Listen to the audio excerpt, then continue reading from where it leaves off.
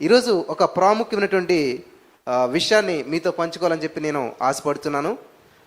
చాలా అద్భుతమైనటువంటి విషయం. హెబ్రీలకు రాసినటువంటి పత్రిక 11వ అధ్యాయం 1వ వచనం చదువుకొని మనం ముందుకు వెళ్దాం. హెబ్రీలకు రాసినటువంటి పత్రిక 11వ అధ్యాయం 1వ వచనం. విశ్వాసమనున్నది నిరీక్షింపబడు వాటి యొక్క నిజ స్వరూపమును అదృశ్యమైనవి యున్నవనుటకు రుజువై ఉన్నది. స్తోత్రం దేవా, సర్వోన్నత సర్వాధికారి. ఈ సమయంలో ఈ యొక్క వాక్యాన్ని ధ్యానిస్తూ ఉండగా మాతో మాట్లాడి ప్రతి వారికి వినగల చెవి, గ్రహించగలది అనుగ్రహించి విత్తబడుచున్న వాక్యం వ్యర్థం కాకుండా ప్రతి హృదయంలో నాటబడి ఫలించి విస్తరింపచేయమని నజరేయుడైన యేసుక్రీస్తు నామములో ప్రార్థించి నమ్మి పొందుకొని ఉన్నామా పరమ తండ్రి, ఆమేన్. సో ఇక్కడ కూడి ఉన్న వారందరినీ ఏమంటారు? విశ్వాసులు అంటారు. సో విశ్వాసుల్లో విశ్వాసం లేకపోతే అవిశ్వాసులు అంటారు. ఇక్కడ ఒక అద్భుతమైనటువంటి విషయాన్ని మీతో పంచుకోవాలని చెప్పి నేను ఆశపడుతున్నాను. నా కూతుర్లు ఇప్పుడు ఇక్కడే ఉన్నారు. ఎర్లీ మార్నింగ్ ఇంటికి వెళ్ళిన వెంటనే వాళ్ళు ఏం చేస్తారంటే, వాళ్ళకు ఒక ఇష్టమైనటువంటి వస్తువు ఉంటుంది, ఒక టెడ్డీ ఉంటుంది. వెళ్ళిన వెంటనే మొట్టమొదట అది ఎక్కడున్నదని వెతుక్కుంటారు వాళ్ళు. అంతే కదా? మీలో చాలామంది లేచిన వెంటనే ఫోన్ ఎక్కడుంది, లేకపోతే ఇంకా ఏదో కావాలో అది ఖచ్చితంగా వెతుక్కుంటుంటారు. అలాగే యేసుక్రీస్తు ప్రభువారంట వచ్చినప్పుడు ఒకటి వెతుక్కుంటాడంట. నేను విశ్వాసం చెప్పాను కాబట్టి మీరు విశ్వాసం అనేసుకున్నారు. ఎక్కడున్నదన్నమాట చూద్దాం. ఈ రోజున లూకాసు వార్త 18వ అధ్యాయం 8వ వచనం మనం చదివినట్లయితే, ఆయన వారికి న్యాయం తీర్చును వారి విషయమే కదా. ఎస్, చెప్పండి, చదవండి. అయినను మనిషి కుమారుడు వచ్చినప్పుడు ఆయన భూమి మీద విశ్వాసం కనుగొనిన. ఈ మాట ఎవరంటున్నారు? మీరు బైబిల్ కొనుక్కోండి, రెడ్ లెటర్ బైబిల్ అని ఉంటుంది. ఇక్కడే బైబిల్ బుక్ స్టాల్ ఉంది.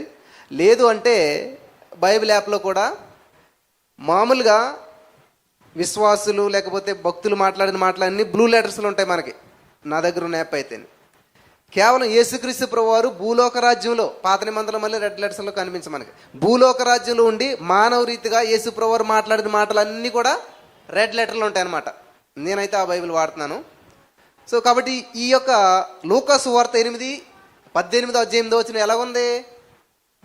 రెడ్ లెటర్లో ఉన్నది. అంటే యేసుక్రీస్తు ప్రభువారే అడుగుతున్నాడు అనమాట. నేను మళ్ళీ వచ్చినప్పుడు అసలు ఈ విశ్వాసం ఎవరినాలను కనుగొంటానా? మీరు అన్నారు, ఇక్కడ ఉన్న వాళ్ళు అందరూ ఎవరన్నారు? అందరూ విశ్వాసులే అన్నారు. కానీ దేవుడికి ఏం కావాలంట? విశ్వాసులు కాదు, విశ్వాసుల్లో ఉన్నటువంటి విశ్వాసం కావాలంట. నా చిన్నతనంలో మా నాన్నగారు మార్కెట్కి తీసుకెళ్లారు. కొన్ని బీరకాయలు కొని తీసుకొచ్చారు. ఇవి ఏంటి నాన్న అని అడిగాను నేను. మన బీరకాయలు అయితే ఇలాగా గోరు ఉంటుంది పైన, కానీ అవి బీరకాయలే, నేతి బీరకాయలు అన్న మా నాన్నగారు. అంటే అవి నున్నగా ఉంటాయి అన్నమాట. మామూలు బీరకాయలు అయితే కొంచెం గరుక్కుంటాయి. నేతి బీరకాయలు అంటే అట్లా పిండితే నెయ్యి వస్తుంది అనుకుని నేను గట్టిగా పిండిన అట్లోంచి. మామూలు బీరకాయల నుంచి ఏమొచ్చిందో అందులోంచి అదే వచ్చింది. నేను అడిగాను మా నాన్న, మరి ఈ నేతి బీరకాయలు అన్నారు కదా, ఈ గట్టిగా పిండితే ఇందులోంచి ఏమి రావాలి? నెయ్యి రావాలి. అప్పుడు మా నాన్నగారు ఏమన్నారంటే, పేరుకు మాత్రమే నేతి బీరకాయలు కానీ ఇందులో నెయ్యి ఉండదు. అర్థమైందా? ఈరోజు మనలో చాలామంది జీవితం ఎలా ఉన్నదంటే, పేరుకి విశ్వాసులు, పేరుకి క్రైస్తవులు, పేరుకి బైబిల్ చదువుతున్నాం, కానీ అందులో జీవం ఉండలేదు. ఈరోజు నీ మీటింగ్ పెడతాకి 1 గంట ముందు హాల్ లేదన్నారు. హాల్ లేదంటే ఏం చేయాలి? ఎక్కడికి వెళ్ళాలి? ఎట్లా వెళ్ళాలి? అంత గందరగోళం. విశ్వాసం గలవాడు, వెరీ గుడ్, కనీసం ఒక్కరన్నా చెప్పారు. విశ్వాసం గలవాడు, అందరూ చెప్పాలి. విశ్వాసం గలవాడు. గాఢాంధకారం మనకు కమ్మేసినా కానీ, పరిస్థితులు ప్రతికూలమైనటువంటి పరిస్థితులు మనకు ఎదురొచ్చినా కానీ, ఎవరైతే విశ్వాసం కలిగి ఉంటారో వాళ్ళు ఎప్పటికీ కూడా కలవరపడరు. బ్రదర్ మాకు విశ్వాసం ఉంది, అందరూ చెప్తారు విశ్వాసం ఉంది అని చెప్పి. దేవుడిని అందరూ నమ్ముకుంటారు కానీ కొందరే నమ్మకంగా జీవిస్తారు. దేవుడు అంటే ఆకాశం నుంచి నరులను పరిశీలన చేసి చూస్తూ ఉన్నారంటే ఎందుకని? వివేకము కలిగి దేవుని వెతుకువారు, చూస్తారా, వెతుకుతున్నారు అందరూ. కానీ ఎలాగ వెతకాలంట? వివేకము కలిగి వెతుకువారు కలరేమో అని చెప్పి యెహోవా ఆకాశం నుంచి నరులను పరిశీలన చేసి చూస్తూ ఉన్నాడంట. కాబట్టి ఈ రోజున చాలామందికి విశ్వాసం ఉన్నది, నమ్మకం ఉన్నది. విశ్వాసానికి నమ్మకానికి తేడా ఏంటంటారు? రెండు ఒకటే అనుకుంటారు చాలామంది. ఒక అద్భుతమైనటువంటి సంఘటన, నిజంగా జరిగినటువంటి సంఘటన మీ ముందుకు నేను తీసుకురావాలని చెప్పి ఆశపడుతున్నాను. ఇది వరల్డ్ వైడ్గా పేపర్లో, న్యూస్లో, టీవీల్లో అన్నట్లో వచ్చినటువంటి విషయం. మీరు గూగుల్లో కూడా సెర్చ్ చేసినట్లయితే ఇప్పటికి కూడా ఆ వీడియో అలాగ ఉంటుంది. సో అందరికి తెలిసినటువంటి విషయమే, జస్ట్ ఒకసారి రిమైండ్ చేస్తున్నాను. విశ్వాసం ఉందంటే అందరికీ ఉందంటారు. సో మనం ఒకసారి చిన్న పరీక్ష చేసుకుందాం. ఇక్కడ విశ్వాసం అంటే ఏంటంటే నిరీక్షించబడు వాటి యొక్క నిజ స్వరూపం అన్నారు. సబ్స్టెన్స్ అనమాట ఫెయిత్ అనేటువంటిది. ఫర్ ఎగ్జాంపుల్, ఈ బిల్డింగ్ కట్టాలి. మనం ఒక పేపర్ తీసుకున్నాం, డయాగ్రామ్ గీసేసాం, 4 గీతలు గీస్తాం, అయిపోయింది బిల్డింగ్. ఇది వెడల్పెంత పొడవెంత అంటారు. కానీ అక్కడ ఉన్నదా? అది నిరీక్షణ. దానికి నిజ స్వరూపం ఏంటంట? విశ్వాసం. అర్థమవుతుందా? సో ఇక్కడ ఈ బిల్డింగ్ కట్టాలి, మనకు తెలుసు దీని రూపం, ఎక్కడ చిత్రం ఉంది మనసులో.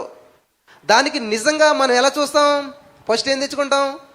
Bricks, concrete, iron. వీటిని ఏమంటారంటే విశ్వాసం అనమాట. ఇవి సబ్స్టెన్సెస్ అనమాట. వీటిని చూస్తాం కానీ ఇల్లుని చూడం మనం. నీకు రేపటికి విశ్వాసం అవసరం లేదు. విశ్వాసం అనేది నౌ. అదే మాట ఇంగ్లీష్లో చదవండి. హెబ్రీ పత్రిక 11 అధ్యాయం 1వ వచనం చదివినట్లయితే ఏమని ఉంటుంది ఇంగ్లీష్లోను? ఇంగ్లీష్లో ఏమని ఉంటుంది? చదవండి అమ్మా. లేదా ఎవరి దగ్గరను?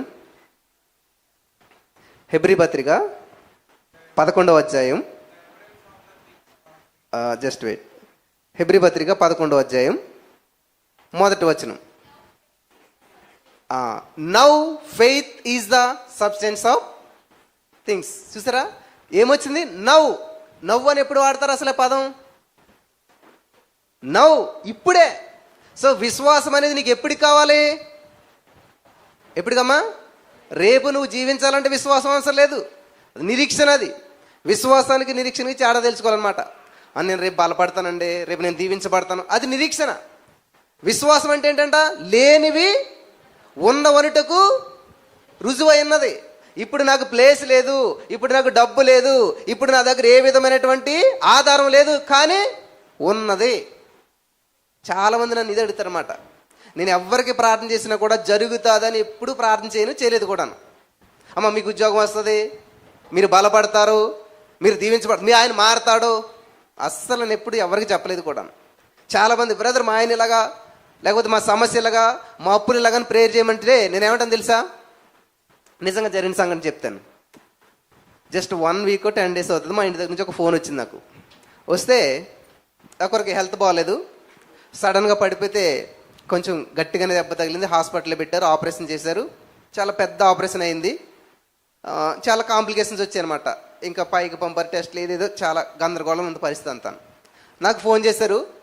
ఊరంటే కొంచెం ఒకరిద్దరు ఉంటారు కదా, 10 మంది ఆడవాళ్ళందరూ కలిసి ఉంటారు కదా, వాళ్ళందరూ కలిసి మా అక్కగారు నాకు ఫోన్ చేసి ప్రేయర్ చేయమంది. నేను ప్రేయర్ చేస్తా ఉన్నాను. థ్యాంక్ యూ జీసస్, వందనాలు యేసయ్యా. 1 పేతురు 2:24 ప్రకారం నీవు పొందిన గాయముల ద్వారా నీ బిడ్డకు స్వస్థత ఇచ్చావు, నువ్వు విడుదల ఇచ్చావు. నీ బిడ్డ నా ప్రభా ఈరోజు డెలివరీ అయ్యేలాగా, డిశ్చార్జ్ అయ్యేలాగా నువ్వు చేసినందుకు వందనాలు అంటే పక్క వాళ్ళు అన్నారు హాస్పిటల్ ఉన్నది, ఇంకాను హాస్పిటల్ ఉన్నదని చేయమని ప్రార్థన. డిశ్చార్జ్ అయిపోయింది అంటాడేంటి, వచ్చేసింది అంటాడేంటి? నాకు వినపడతాను నీ మాటలో. నేను అంటున్నాను థ్యాంక్ యూ జీసస్, నీ బిడ్డని ఇంటికి తీసుకొచ్చినందుకు వందనాలు. లేదు హాస్పిటల్ ఉన్నది అనేమో పక్క వాళ్ళు అందరూ అంటున్నారు. నాకు వినపడుతున్నాను. నేను ఏం పట్టించుకోకుండా thank you Jesus, in the name of Jesus I'm believing, I'm receiving అని చెప్పి నేను మంచిగా ప్రార్థన చేస్తూ ఉన్నాను. అక్కడ అందరూ కూర్చుని ఉన్నారు కదా, 10 మంది ఆడళ్ళు, కొంచెం చదువుకోలేని కదా, వాళ్ళకి అర్థం అవ్వట్లేదు అనమాట. వచ్చేసింది అంటాడేంటి, హాస్పిటల్ ఉన్నది, ఇప్పుడు ఎక్కడ వస్తుంది అసలని? అది మామూలు ఆపరేషన్ కాదు, అది మామూలు ఆపరేషన్ కాదు, చాలా రోజులు పడుతుంది అని అంటే తర్వాత అంతా అయిపోయాక ఫోన్ పెట్టేశాను నేను. నాకు నెక్స్ట్ డే ఫోన్ వచ్చిందనమాట. ఏమని వచ్చింది? మా అక్కగారు ఫోన్ చేసి చెప్పారనమాట, ఆ అమ్మాయిని డిశ్చార్జ్ చేసేసారు, సాయంత్రానికి ఇంటికి వచ్చేసిందంట. హల్లెలూయా, హల్లెలూయా, హల్లెలూయా. నమ్ముట నీ వలన కాదు, నా వలన. అందరిపై ఇలా చూపించారు, ఇలా కాదు, ఇలాగనండి. నమ్ముట నా వలన అయితే నమ్ము వాని కాదు, నమ్మేటువంటి నాకు సమస్తము కూడా సాధ్యమే. హల్లెలూయా. నన్ను అనవసరంగా ఇబ్బంది పెట్టేస్తున్నారు చాలామంది, కానీ రాబోయే రోజుల్లో నన్ను దేవుడు ఎలా విస్తరింపజేస్తాడంటే మామూలుగా ఉండదు అనమాట. హల్లెలూయా, హల్లెలూయా. బహుగా విస్తరించబడతాను నేను నమ్ముచున్నాను, నేను పొందుకుంటాను. మీరు నమ్మితే మీరు పొందుకుంటారు. నమ్మువానికి సమస్తము సాధ్యమే. నేను నమ్ముతున్నాను, సమస్తము సాధిస్తూ ఉన్నాను. నా దగ్గర ఒక చిన్న మైక్ ఉంటుంది, ఉన్నదా బ్రదర్? అందులో ఉంటుంది, దాంట్లో.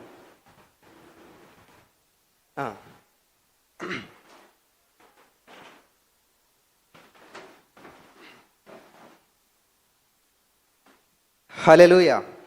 కనిపిస్తుందా మీకు అందరికీ? మైక్ కనిపిస్తుందా? ఎంతమంది ఇక్కడ కూర్చోట కారణం ఈ మైక్ అన్నమాట. నమ్ముతారు మీరు? ఈ పరిచర్యను ప్రారంభించింది ఈ మైక్ తోటే. ఎంత చిన్నగా ఉన్నా చూసారా? ప్రపంచాన్ని అంతా కూడా కదిలించేసింది ఈ మైకు, చిన్న మైకు. అందుకే దేవుడు ఒక మాట చెప్పాడు, ఆవగింజంతా తిరిగి తిరిగి ఎక్కడికి వచ్చాడు సార్ దేవుడు మళ్ళీని. ఆవగింజంత విశ్వాసం ఉంటే కొండ జీవం లేని కొండే కదిలించబడితే, ఇంతమంది జీవం ఉన్నటువంటి వారు ఈ రోజు నీ హాల్ అంతా నిండిపోలేదా? మరి మా ఆయన మారడు, మా పరిస్థితి మారదు, మా ఉద్యోగం మారదని ఎందుకు అంటున్నారు? నేనేమంటానంటే అప్పుడు దానికి విశ్వాసం లేదని చెప్తానమాట. సరే, ఒక అద్భుతమైనటువంటి సంఘటన మీకు చెప్పాలని చెప్పి నేను ఆశపడుతున్నాను. నయాగరా జలపాతం మీకు ఎంతమందికి తెలుసు? కొద్దిమందికి తెలుసు, చదువుకున్నటువంటి వారికి. లేనటువంటి వారి ఇంటికి వెళ్ళి ఆ యూట్యూబ్లో కొట్టి చూడండి, వీడియో వస్తుంది. ఇక్కడ వీళ్ళు గమనించాలి, విశ్వాసము అనేటువంటిది రెండు విషయాలకు సంబంధించినటువంటిది అనమాట. దేని కొరకైతే ఎదురు చూస్తూ ఉన్నామో ఆశతోటి, దానిని ఒక దినాన్ని చూస్తాను అనేటువంటి నమ్మకం. ఎప్పుడో చూస్తాము అని కాదు, ఇప్పుడే చూడాలన్నమాట. లేనిది ఉన్నట్టు చూడాలి. లేకపోతే కొంతమంది ఏమనుకుంటారంటే, కంటికి కనిపించినటువంటిది ఖచ్చితంగా ఇప్పుడు ఆత్మలోకంలో చూస్తాం, భౌతికంగా తర్వాత స్వతంత్రించుకుంటాం. ఫర్ ఎగ్జాంపుల్, హాస్పిటల్కి వెళ్ళారు మీరు, 106 ఫీవర్. డాక్టర్ ముట్టుకుంటాడు, ఇంజక్షన్ వేస్తాడు, అన్నీ చేస్తాడు. వెళ్ళినప్పుడు ఎంత ఉందో ఫీవర్ అంతే ఉంటుంది, మళ్ళీ ఇంటికి వచ్చినా కూడా అంతే ఉంటుంది. కానీ ఇంటికి వెళ్ళినప్పుడు మీరు ఏం చేస్తారు? టార్టాయిస్ లాగా పాకుతా దిగుతా వెళ్తారు. కానీ ఇంటికి వచ్చేటప్పుడు చిరుత పుల్లాగా వస్తారు. తేడా ఎక్కడొచ్చింది? డాక్టర్లో వచ్చిందా? తేడా ఎక్కడొచ్చింది? ఇంజక్షన్లో వచ్చిందా? ఏమీ రాలేదు. ఎక్కడ తేడా వచ్చిందంట? డాక్టర్ దగ్గరికి వెళ్ళాను, ఆయన నాకు మెడిసిన్ ఇచ్చాడు, ఖచ్చితంగా నేను విడుదల పొందేసుకున్నాను అనేటువంటి విశ్వాసం నీలో వచ్చింది, అంతే. కానీ అది ఎప్పుడు తగ్గుతుంది? ఆత్మలోకంలో నువ్వు స్వస్థత పొందేసావు, కానీ భౌతికంగా ఫిజికల్గా ఎప్పుడు నీకు స్వస్థత వస్తుంది అంటది? నెమ్మదిగా నెక్స్ట్ డేకి ఎప్పుడు వస్తుంది. కానీ ఇక్కడ ఏంటంటే, ఫెయిత్ అనేటువంటిది అందరికీ ఉంటుంది, కానీ పేషెన్స్ అనేటువంటిది చాలా తక్కువ మందికి ఉంటుంది అనమాట.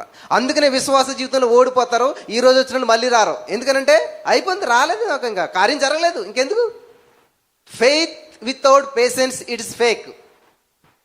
అమ్మా, సహనం లేనటువంటి విశ్వాసం అనేటువంటిది శూన్యం, అది మోసం అన్నమాట. అంటే నువ్వు భ్రమలో జీవిస్తున్నావు తప్ప అది నిజమైనటువంటి విశ్వాసం కాదు. కాబట్టి విశ్వాసం అంటే ఏదో గుడ్డుగా చీకట్లో దూకేయడం కాదు కదా, గుడ్డుగా నమ్మేయటం కాదు విశ్వాసం అనేటిది. చాలామంది అది నమ్మేది. ఏమి నమ్మేయాలి? విశ్వాసం అనేటువంటిది గుడ్డి నమ్మకం కాదు. చాలామందికి ఇలాగా అలవాటు అయిపోయింది అనమాట. విశ్వాసం అంటే చీకటిలోకి దూకేయటం మాత్రం కాదు, గాలిలో మేడలు కట్టడం అసలే కాదు. నేను విశ్వాసం ఉంచానండి, చేసేస్తాడు దేవుడు నాకు. ఏంటి, పుస్తకం ముట్టుకోకుండానంట ఫస్ట్ ర్యాంక్ వచ్చేయాలంట, నేను ప్రార్థన చేయాలంట. దానికి గాలిలో మేడలు కాదు, అది ఎలా సహాయం చేస్తాడు? నీ పని నువ్వు చెయ్యాలి, నీ బాధ్యత నువ్వు నిర్వర్తించుకోవాలి, అప్పుడు దేవుడు సహాయం చేస్తాడు. కానీ అసలు ఏమీ లేకుండా దేవుడు సహాయం చేయాలంటే ఎంతమంది ప్రార్థన చేసినా ఎప్పటికీ ఆ కార్యాన్ని నువ్వు స్వతంత్రించుకొనలేవు. హల్లెలూయా, హల్లెలూయా. ఇక్కడ నా ప్రియమైనటువంటి సహోదరి స్నేహితులారా,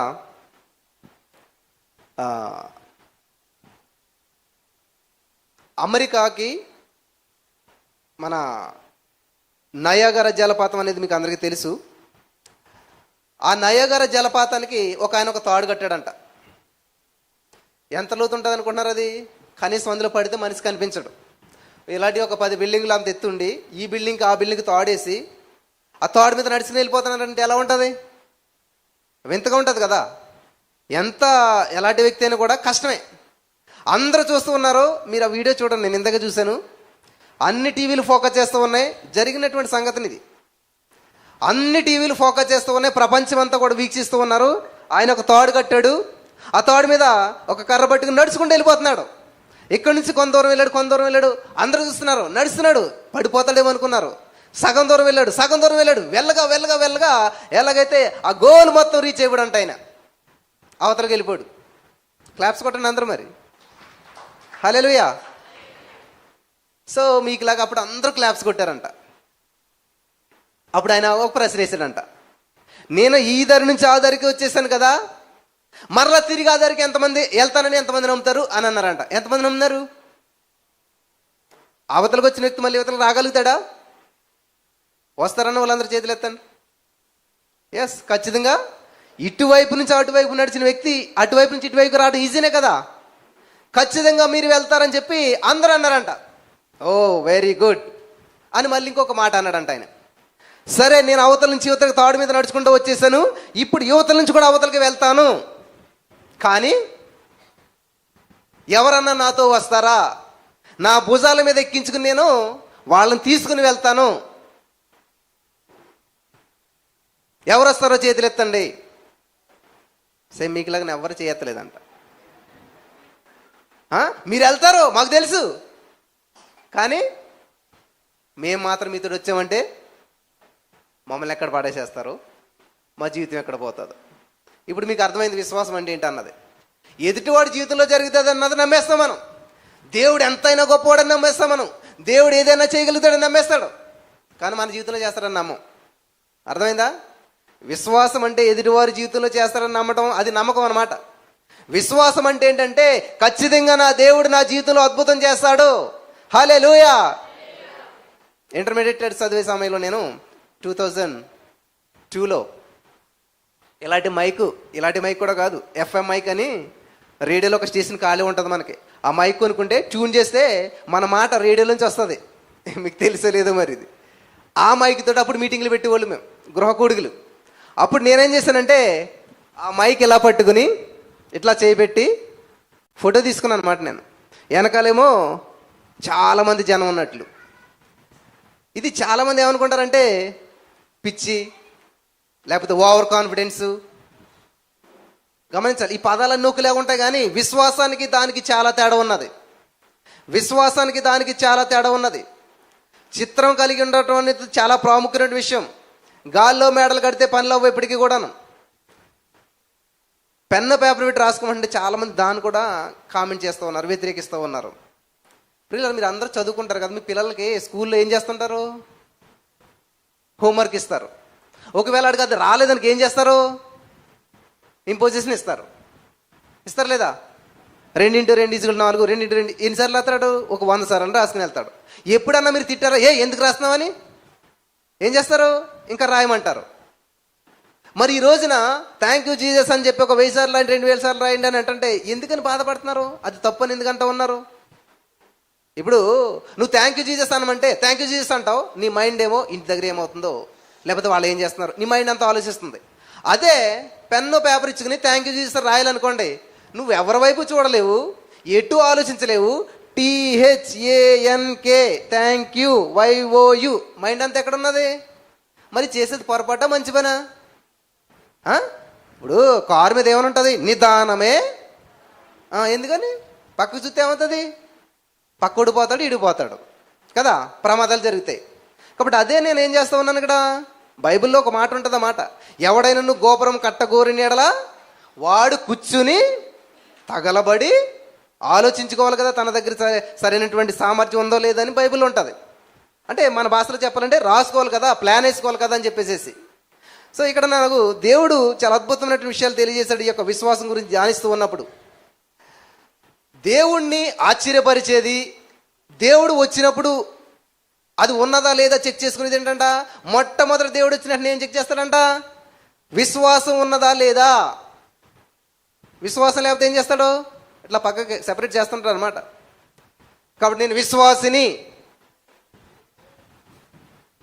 చాలామంది చెప్తుంటుంటారు నేను విశ్వాసిని కానీ నాకు తింటాకలేదు, నేను విశ్వాసిని కానీ నాకు భయము, ఆందోళన. అసలు మరి మ్యాచ్ అవ్వట్లేదు కదా, ఇవన్నీ కూడా మిస్ మ్యాచ్ అయిపోతున్నాయి. చిన్నప్పుడు స్కూల్లో మనకు మ్యాచింగ్ ఇస్తారు.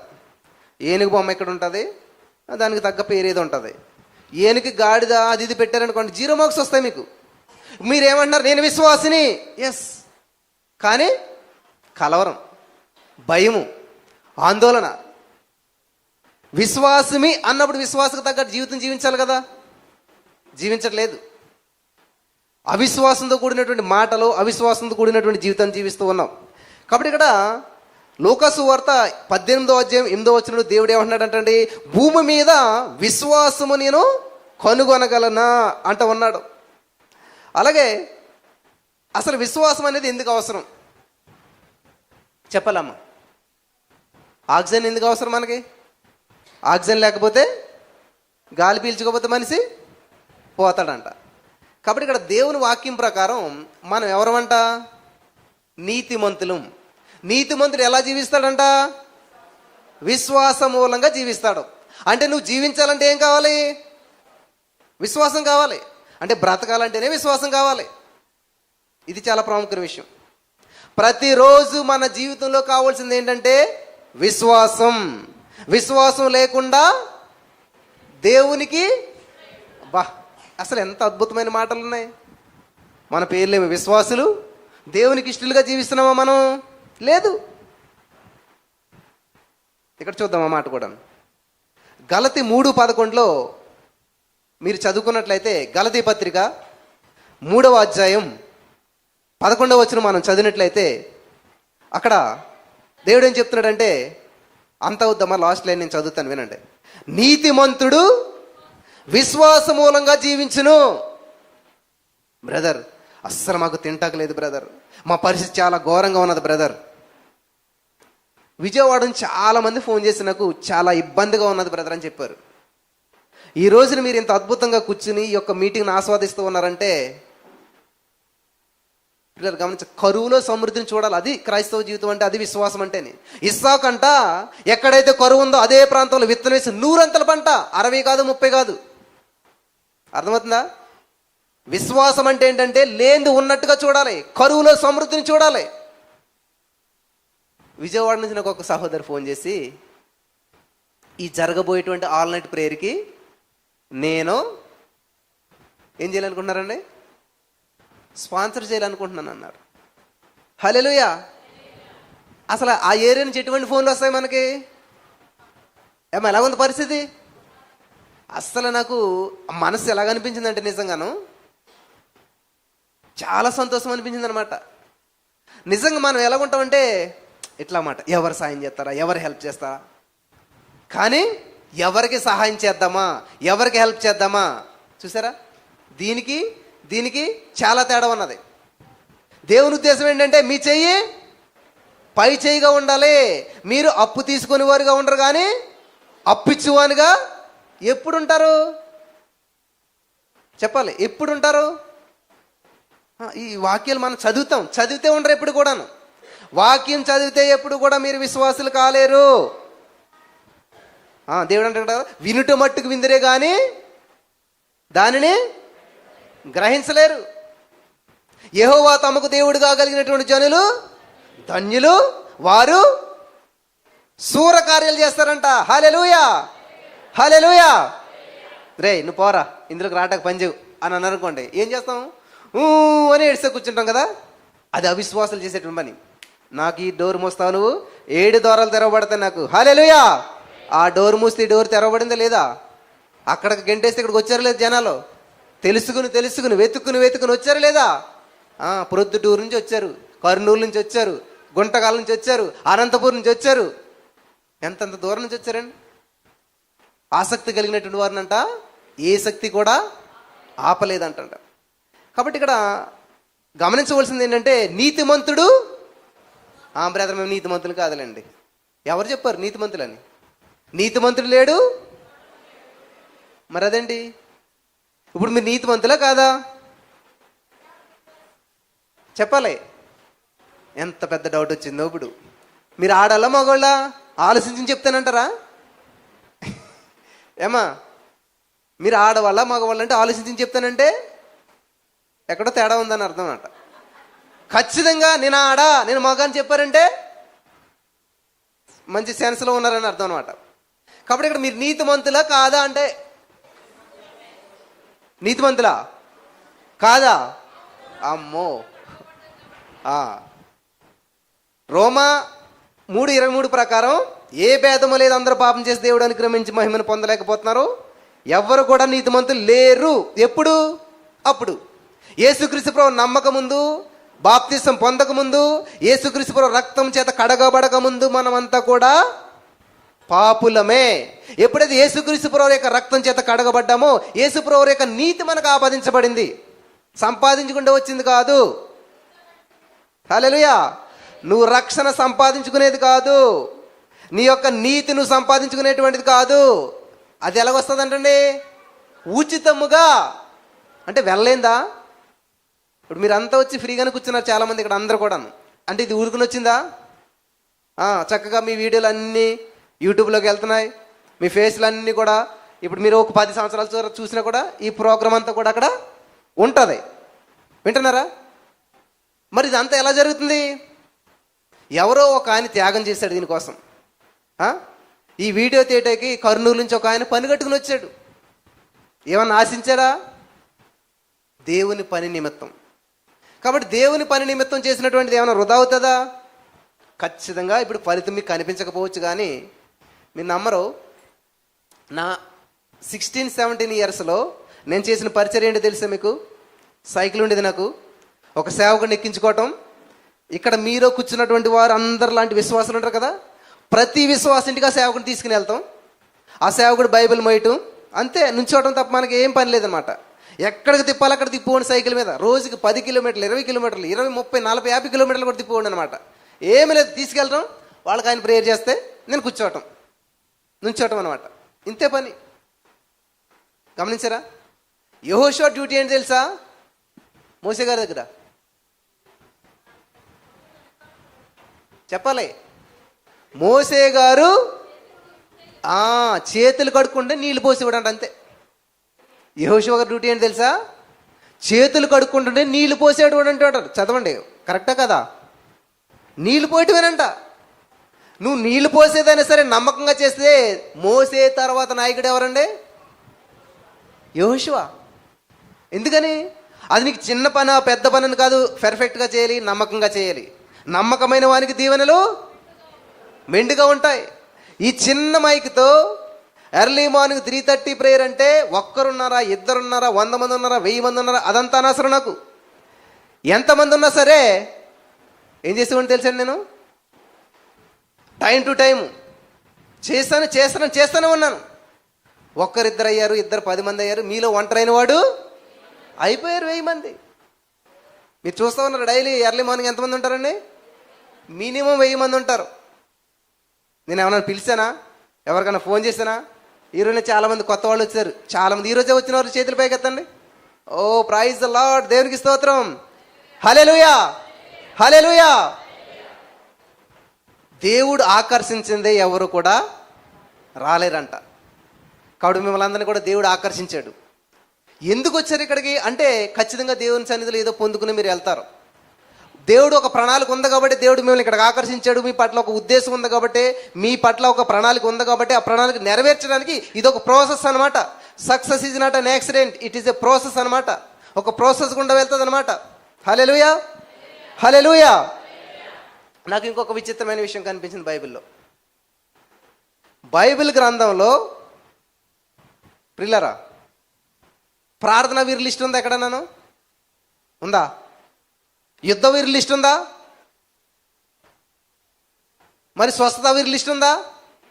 కానీ విశ్వాస వీరి లిస్ట్ ఉంది బైబిల్లోను. హల్లెలూయా. హెబ్రీ పత్రిక 11వ అధ్యాయం అంతా ఎవరు? విశ్వాస వీరులంతా లిస్ట్ అవుట్ చేసి పెట్టారు అక్కడ. అసలు ఏం మనం ప్రార్థన గొప్పదనుకుంటున్నాం కదా, ప్రార్థన వీరి లిస్ట్ లేదు అక్కడ, యుద్ధ వీరి లిస్ట్ లేదు, రాజుల లిస్ట్ లేదు, ఇంకా గొప్ప గొప్ప పనులు చేసినటువంటి లిస్ట్ అవుట్ చేసి లేదు. కానీ హెబ్రీ పత్రిక 11వ అధ్యాయం చదువుతుంటే ఒక లిస్ట్ బయటపడ్డది. నాకు ఏంటంటుంది అది? మేఘం వలె ఆవరించున్నారంటే ఒక సమూహం వలె వాళ్ళంతా కూడాను. ఎవరు వాళ్ళు? విశ్వాస వీరులు. అందులో చదువుకున్న వారు ఉన్నారు, చదువులేని ఉన్నారు, గొప్పోళ్ళు ఉన్నారు, పండితులు ఉన్నారు, పామర్లు ఉన్నారు. కాబట్టి అందరినీ కూడా ఒక చోట చేర్చేటువంటిది ఏంటంటండి? విశ్వాసం. విశ్వాసం. హల్లెలూయా, హల్లెలూయా. కాబట్టి ఇక్కడ దేవునికి ఇష్టలుగా ఉండాలంటే విశ్వాసం కావాలి. మనం జీవించాలంటే విశ్వాసం కావాలి. నీకు మత్తయి సువార్త 9వ అధ్యాయం 22వ వచనం చదివినట్లయితే, మత్తయి సువార్త 9వ అధ్యాయం 22వ వచనం చదివినట్లయితే,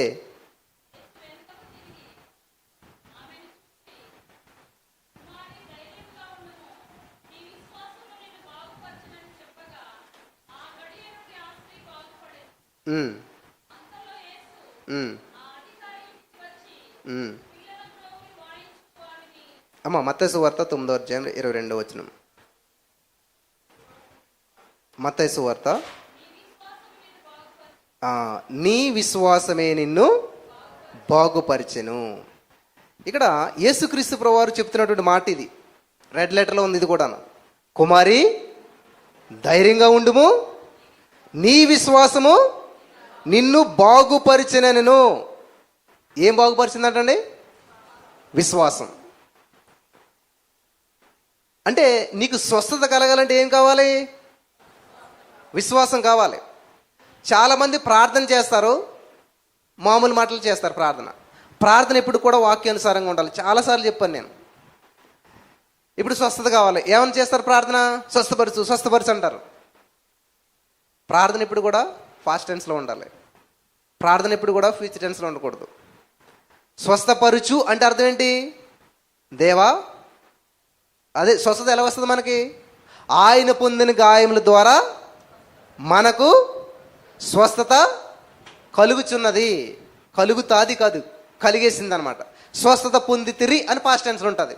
కాబట్టి మీరు ఆల్రెడీ పొందేశారంటే ఎప్పుడు తిన్నాడు దేవుడి దెబ్బలు? 2000 సంవత్సరాల క్రితం. 2000 సంవత్సరాల క్రితం యేసుక్రీస్తు ప్రభువు ఒక పని చేసేస్తే మళ్ళీ నువ్వు ఇప్పుడు పని చెప్తుంటే ఆయన ఒక్క పని ఒక్కసారి చేస్తాడు. ఆయన చేసిన పనిలో లోపం ఉండదు, పెర్ఫెక్ట్గా చేస్తాడనమాట. కాబట్టి మళ్ళీ ఏం చేస్తావు? స్వస్థపరచు అంటే ఏంటి అర్థం? మళ్ళీ నువ్వు వచ్చి నా కోసం సిలువ మీద దెబ్బలు తినని అర్థం అనమాట. మళ్ళీ చేయడు ఆయన. ఆల్రెడీ ఒకసారి చేసిన పని మళ్ళీ చేయడు. ఒకవేళ ఆయన మళ్ళీ వచ్చాడంటే ఎందుకని వస్తాడు? తీసుకెళ్తాకు వస్తాడు. నీకు స్వస్థత ఇవ్వడానికి, ఉద్యోగం ఇవ్వడానికి, పెళ్లి చేయడానికి, ఈ పనులు చేయడానికి ఇంకేమి రాడాయన. ఆయన వచ్చాడంటే నిన్ను నన్ను తీసుకుని వెళ్తాడు. కాబట్టి మన వాక్యానుసారమైన ప్రార్థన ఎలా చేయాలి? ఇప్పుడు స్వస్థత కోసం ఆయన పొందిన గాయముల ద్వారా నేను స్వస్థత పొంది తిని. మరి ఇంకా జ్వరం ఉందేంటి? నన్ను కాదు, మరి డాక్టర్ని ఎందుకు అడగరు ఈ మాట? ఇంజక్షన్ చేశారు కదా, ట్యాబ్లెట్ ఇచ్చారు కదా, స్టెథోస్కోప్ పెట్టి చూశారు కదా, ఇంత చేశారు కదా, ఫీజు కట్టాను కదా, మరి ఇంకా జ్వరం ఉందేంటి? ఎవరన్నా అడిగారు ఎప్పుడన్నాను? అస్సలు ఏం అడగరు. ఆ 106 ఫీవరే ఉంటుంది, ఇన్ని మెడిసిన్ తీసుకుంటారు, ఇన్ని ఇంజక్షన్ చేయించుకుంటారు, అంతా చేసుకుని సైలెంట్గా వచ్చేస్తారు ఇంటికి. కానీ దేవుడి దగ్గర కొద్దిలోకి జరగలేదేంటి, అవ్వట్లేదేంటి, ఎప్పుడు జరుగుతుంది? ఎన్నో ప్రశ్నలు వేస్తూ ఉంటుంటాం. ప్రశ్నించే వారి జీవితంలో ఎప్పుడు కూడా సమాధానాలు దొరకవు. సమాధానాన్ని ప్రకటించే వారి జీవితాల్లో ఎప్పుడు కూడా సమాధానాలు కలుగుతాయి అన్నమాట. హల్లెలూయా. సమాధాన పరుచువారు ధన్యులు, వారు దేవుని కుమారులు అనబడతారంట. ఇక్కడ మనం చూసినట్లయితే నీకు స్వస్థత కలగాలంటే ఏమి కావాలంటండి? విశ్వాసం కావాలి. ఇంకొక అద్భుతమైనటువంటి విషయం మీకు అందరికీ తెలుసు, సండే స్కూల్ నుంచి చదువుకుంటున్నారు. ఒక వ్యక్తి, ఆల్రెడీ మొన్న చెప్పిన మెసేజ్, నేను ఏ సమస్య వచ్చిందో తెలియదు, సడన్గా ఆయన పడిపోయాడు. ఎలా పడిపోయాడు? ఒక వ్యాధి చేత పడిపోయాడు. ఏంటి ఆ వ్యాధి? పెరాలసిస్. అంటే పక్షవాతం వచ్చి పడిపోయాడు. అసలు అన్నీ బాగున్న వాడితోటే ఎవరు మాట్లాడతలేదు ఈ రోజుతోటి. డబ్బున్న వాడితోటే ఎవరు మాట్లాడతలేదు. ఆ పెరాలసిస్డ్ వ్యక్తినటువంటి వ్యక్తి ఇలాంటి మీటింగ్ ఎక్కడో జరుగుతుందని తెలిస్తే ఏం చేశారంట, కొంతమంది నలుగురు చేత మోహించింది తీసుకొచ్చారంట.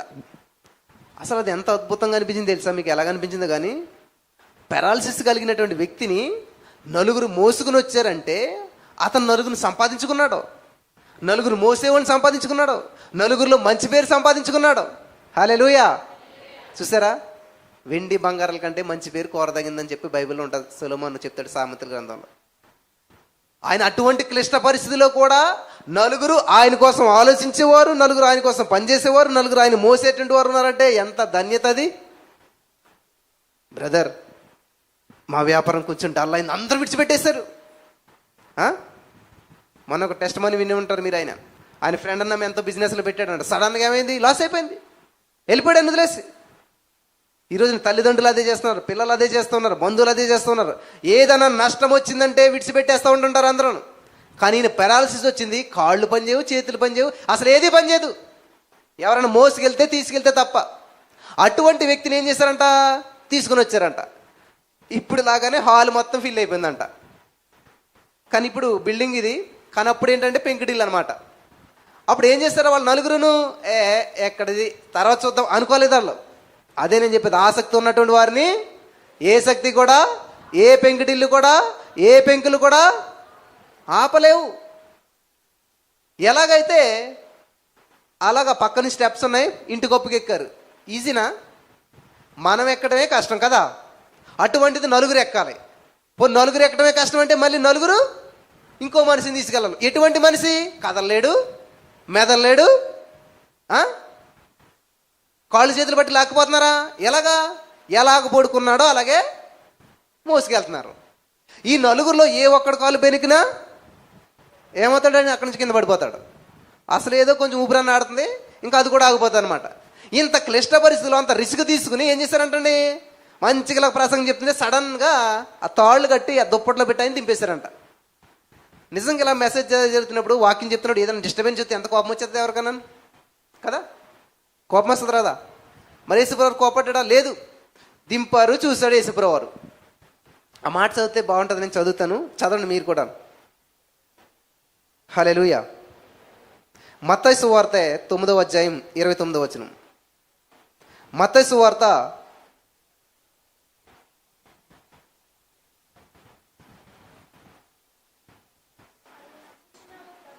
కాదు మార్కు సువార్త 2:5. మార్కు సువార్త 2వ అధ్యాయం 5వ వచనం మనం చదివినట్లయితే, యేసు నెమ్మదిగా ఒక్కసారి ఆలోచించిన మాట, యేసు వారి విశ్వాసం చూసి, కుమారుడా, అందరిటి చూడండి అమ్మా, యేసు ప్రభువారంట వారి విశ్వాసం చూసి, కుమారుడా నీ పాపములు క్షమించబడ్డాయి అన్నాడంట. ఎంత అద్భుతంగా ఉన్నది ఈ మాట అసలేని. వారి విశ్వాసం ఏంటి, వీని పాపములు క్షమించడం ఏంటి? ఆలోచించారు ఎప్పుడన్నాను? ఆ వ్యక్తికి స్వస్థత వచ్చిందంట. ఎలా వచ్చిందంట అమ్మ, వింటున్నారా? ఆ వ్యక్తికి స్వస్థత ఎలాగొచ్చిందంట? వారి విశ్వాసాన్ని చూసి. జరిగింది ఎప్పుడన్నాను? మీ యొక్క విశ్వాసాన్ని బట్టి మీ భర్తలో మార్పులు గమనించారా? మీ యొక్క విశ్వాసాన్ని బట్టి మీ బంధువుల్లో మార్పులు గమనించారా? అసలే ఆయన స్వస్థపరచబడిపోయాడు, పారాలసిస్ కలిగినటువంటి వ్యాధిని ఈజీగా చదివేస్తాం మనం. కానీ ఎవరి ద్వారా స్వస్థపరచబడ్డాడంటే నలుగురు తీసుకొచ్చారనుకుంటాం. దేవుడు ఎందుకని స్వస్థపరిచాడంటండి? వారి విశ్వాసాన్ని చూసి. నాకు చాలామంది చెప్తారు, అసలు నేను ఎలాగైపోయా కారణం ఎవరో తెలుసా? వాళ్ళే. ఒక తండ్రికి 2 కొడుకులు ఉన్నారంట. అందులో ఒకడు కలెక్టర్ అయినాడు చదువుకుని. అప్పుడు ఇంటర్వ్యూ చేస్తూ ఉన్నారంట. ఒకడేమో త్రాగుబోతాయాడంట. సో వాళ్ళిద్దరిని ఇంటర్వ్యూ చేస్తూ ఉన్నారంట టీవీ వాళ్ళు వచ్చి. ఆ త్రాగుబోతాడు అడిగారంట, ఏంటయ్యా ఇలాగైపోయి మీ అన్నయ్య కలెక్టర్ అయ్యాడు, నువ్వు ఎలాగేమంటే, నేను ఎలాగట కారణం ఎవరో తెలుసా? మా మా నాన్న తాగేవాడు కాబట్టి నేను తాగాను, మా నాన్నలాగా నేను అయ్యాను, మా నాన్న నేను ఆదర్శంగా తీసుకున్నానని చెప్పాడంట. నెక్స్ట్ కలెక్టర్ గారు హోదాగా ఉంటారు కదా, ఆయన పిలిచి ఆయన ఇంటర్వ్యూ చేస్తున్నారంట.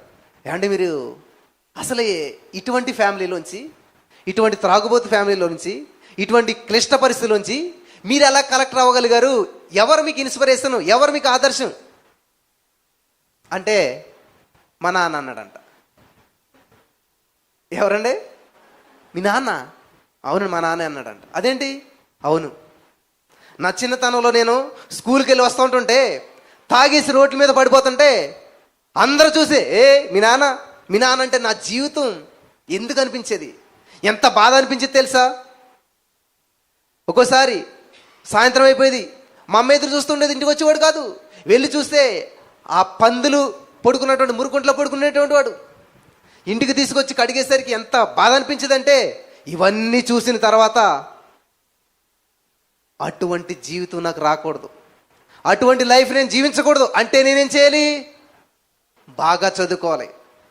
అటువంటి లైఫ్ నాకు రాకూడదు అంటే ఏం చేయాలి? నేను బాగా చదువుకోవాలి అని చెప్పి మా నాన్న చూసి, మా నాన్న ఆదర్శంగా తీసుకొని, ఇటువంటి జీవితం నా లైఫ్లో జీవించకూడదు, నేను ప్రత్యేకంగా జీవించాలని మా నాన్న ఆదర్శంగా తీసుకుని చదువుకోవటం వల్ల ఈరోజు నేను కలెక్టర్ అయినానంట. చప్పటి కొట్టి దేవుని నామమును మహిమపరుద్దాం. హల్లెలూయా, హల్లెలూయా. కాబట్టి ఈరోజు నా చాలామంది నేను నాశనం అయిపోట కారణం, నువ్వు బాగుపడ్డ కారణం చూసుకో. అందులోను నా భర్త వల్ల నా జీవితం ఇలాగైపోయిందండి, నా తల్లిదండ్రుల వల్ల ఇలాగైపోయింది. ఇలాగైపోయింది కాదు, నువ్వు ఇలాగ అభివృద్ధి చెంది చూపించాలి. ఇటువంటి కుటుంబంలో పుట్టాను కాబట్టి నేను ఎదగట్లేదండి, అటువంటి కుటుంబంలోనే పుట్టి నువ్వు ఎదుగు చూపించాలి. హల్లెలూయా, హల్లెలూయా. నాకు ఏ విధమైన సపోర్ట్ లేదండి, ఏ విధమైన సపోర్ట్ లేకుండా వస్తేనే నీ గొప్పతనం బయటపడుతుంది. హల్లెలూయా, హల్లెలూయా. అంతేగాని అందరూ సపోర్ట్ చేసి నువ్వు పైకి నువ్వు గొప్పతనం ఏంటి అసలేని?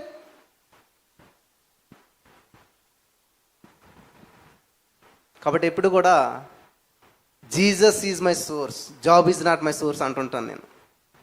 నా జీతం చెప్తే మీరు షాక్ అవుతారు అసలేని, నేను చెప్పను కూడా. ఎందుకంటే నీతిమంతుడు విశ్వాసం మూలంగా జీవిస్తాడు, విశ్వాసం గలవారికి కొద్దివేమీ ఉండదు. అంతే, నువ్వు నమ్మాలి. నమ్ముట నీ వలనైతే నమ్మువానికి సమస్తము సాధ్యమే. Thank you Jesus. హాల్ నింపినందుకు వందనాలు. ఒక్కరు లేరు అక్కడ. థ్యాంక్ యూ జీసస్, నువ్వు చేసినందుకు వందనాలు. I'm believing, I'm receiving. Thank you Jesus, thank you Jesus, thank you Jesus. అయ్యింది లేదా? ఖాళీ హాల్ని చూసి చెప్పాలి నువ్వు ఫిల్ చేసినందుకు వందనాలని. ఫిల్ అయ్యాక దేవుడు, దేవునికి స్తోత్రం, అద్భుతం చేశాడు దేవుడు, ఇది ఎవరని చెప్తారు? అర్థమవుతుందా? నీ జేబులో చిల్లి గవ్వలేనప్పుడు చెప్పాలి ఐఎమ్ రిచ్, ఐఎమ్ బ్లెస్డ్. చెప్తారా? నేను చెప్పాను అలాగా. నా జేబులో చిల్లి గవ్వలేనప్పుడు, నిన్నటి కాల సమయంలో మా పోరాటం ఎలాగుందంటే, నా కూతురికి ఫీవర్ వచ్చేసింది, వామిటింగ్ చేసేస్తుంది. రాత్రి లైవ్ ఇవ్వాలి, టైం అయింది. వచ్చి గబగబా లైవ్ ఒక 10-15 గంట ఇచ్చేసేసి మళ్ళీ నా కూతురిని ఎత్తుకుని మళ్ళీ హాస్పిటల్కి పరుగులు తీసి మళ్ళీ అక్కడ ట్యాబ్లెట్ తీసుకుని అక్కడే ఉంటే ఇంకోటి అన్ని తిరిగి వద్దులకు 10 అయిపోయింది. కానీ నా కూతురు ఆరోగ్యంగా ఉంటుంది, మీటింగ్కి వస్తుంది, బాగుంటుంది. నేను ప్రకటించాను, నేను పలికాను. హల్లెలూయా. నీవు నమ్మిన ఎడలా అదేంటంటారు? నిద్రలేదు నా కూతురు ఆడుకుంటుంది, చూడండి, ముట్టుకుని చూడండి, కావాలి జ్వరం ఉందేమో. నజరేయుడైన యేసుక్రీస్తు నామములో ఏ జ్వరానికి నా కూతురి మీద అధికారం లేదు. I'm child of God. నేను యేసయ్య బిడ్డను, నా యేసయ్య నాకు ఇచ్చిన బిడ్డ. కాబట్టి నా మీద కానీ నా కుటుంబం మీద కానీ ఏ విధమైనటువంటి వ్యతిరేకమైనటువంటి ఇది ఏలుబడి చేయడం లేదు. బ్లడ్ టెస్ట్లు, ఆ టెస్ట్లు, ఈ టెస్ట్లు, ఇంత లిస్టు రెడీలో ఉంది. ఇంకా దీన్ని అవసరం నాకు రాదు. I'm believing, I'm receiving. నువ్వేదైతే పలుకుతావో అది కలుగుతుంది. హల్లెలూయా. ఎవరిదే? ఎవరి స్వభావం అది? యేసయ్య స్వభావం. నేను యేసయ్య బిడ్డను. హల్లెలూయా, హల్లెలూయా. కాబట్టి ఇక్కడ వారి విశ్వాసం చూసంట. ఎవరి విశ్వాసం? ఎవరండి? వాళ్ళు తీసుకొచ్చిన విశ్వాసం. వాళ్ళు తీసుకొస్తున్నారంటే ఈయన కూడా విశ్వాసం ఉండి ఉంటుంది. వీళ్ళని తీసుకెళ్తున్నారంటే ఖచ్చితంగా అద్భుతం జరుగుతుంది, ఈయన కూడా విశ్వాసం వచ్చి ఉంటుంది. ఫస్ట్ ఉందో లేదో కానీ వాళ్ళని బట్టి ఈయన కూడా విశ్వాసం వచ్చింది. వారిలో ఈయన కూడా కలిశాడు. వాళ్ళందరి విశ్వాసాన్ని చూసి దేవుడు అద్భుతం చేశాడంట. హల్లెలూయా, హల్లెలూయా.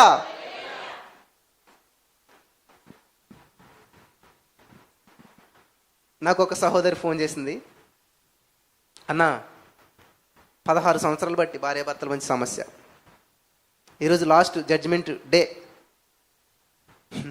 నవ్వాను నేను. అదేంటి అన్నాను. థ్యాంక్ యూ చెప్పమ్మా అని. ఎందుకని అన్నాను. ఈరోజు ఇంకా అటు ఇటు అయిపోతుంది అన్న. అటో ఇటో కాదు, ఎటు కావాలి చెప్పాను నేను. అటు ఇటు కాదు, నీకు ఎటు కావాలి చెప్పాను అన్న. మా ఆయన నేను కలిసి ఉండాలన్న. అంతే. ఇంకా రెండో ప్రశ్న వద్దు, రెండో మాట వద్దు. థ్యాంక్ యూ చేసి మా ఆయన నేను కలిసి ఉన్నందుకు వందనాలు. అది కదన్న, మరి అక్కడ ఏ మాట్లాడదు ఇదే మాట్లాడి అక్కడికి వెళ్ళాను అన్న. వచ్చింది జడ్జిమెంట్ వచ్చింది, లాయర్ వచ్చారు, అందరు వచ్చారు, వాళ్ళ ఆయన కూడా వచ్చారు. అసలు వాళ్ళు వచ్చి చెప్తానన్న సాక్ష్యం ఇక్కడ చెప్తే బాగుండేది. చాలామంది నమ్మట్లేదు, ఇవన్నీ ఏదో చెప్తున్నాను అనుకుంటున్నారు.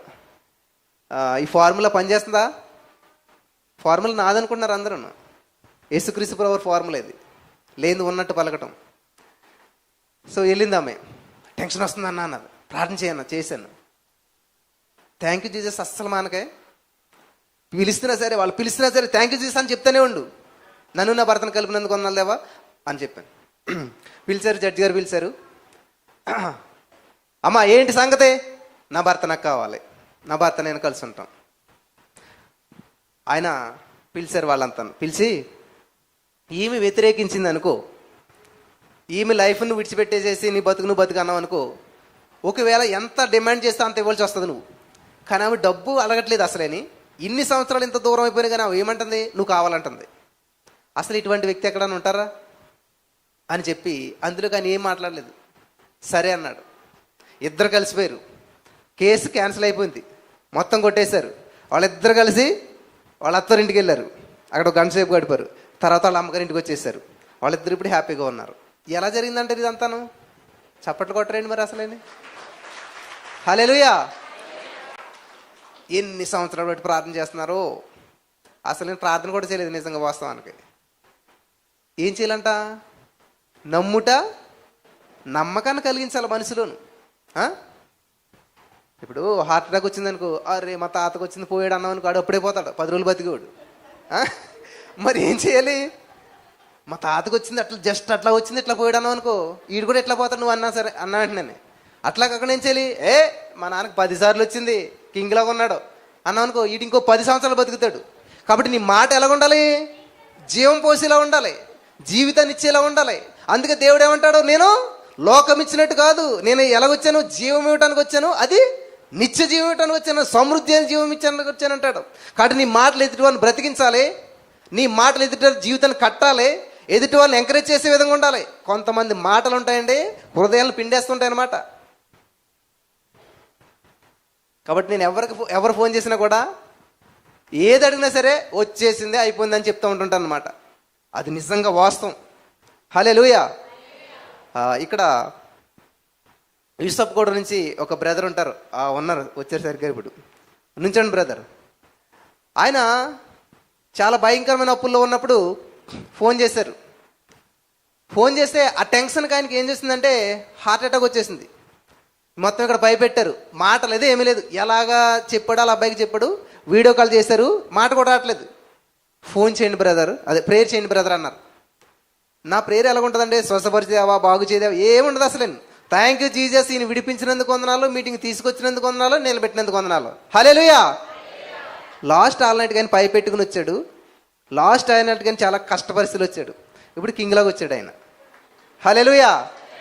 హల్లెలూయా. దేవునికి మహిమ కలుగును గాక.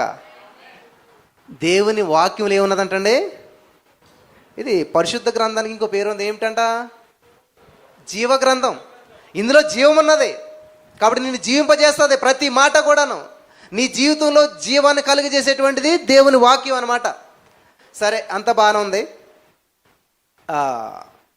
మత్తయి సువార్త 9:28 కూడా ఒక మాట చదివి ముందుకెళ్దాం మనం. మత్తయి సువార్త 9వ అధ్యాయం 29వ వచనం.